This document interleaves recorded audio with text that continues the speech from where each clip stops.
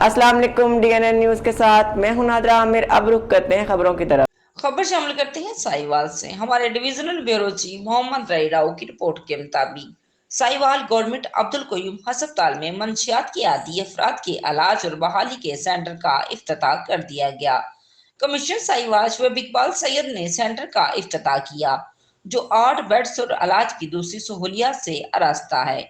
Centre में मंशियात के आती अफराद की मुकम्मल बहाली तक इनके इलाज और रहन सहन के तमाम अखराजात महकमा सेहत बर्दाश्त करेगा।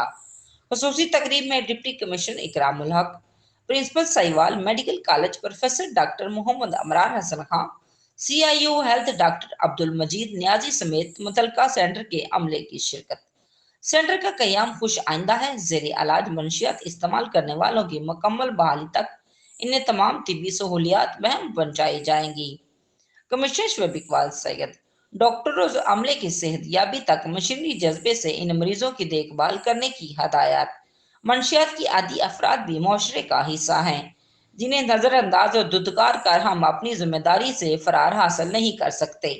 कमिश्नर साहिवाल कमिश्नर ने ऐसे अफराद की बहाली में मसरूफ तंजीमों और अफराद की जज्बे को भी सराहा। अब तक के लिए इतना ही। मजीद जानने के लिए हमारे साथ रहिएगा।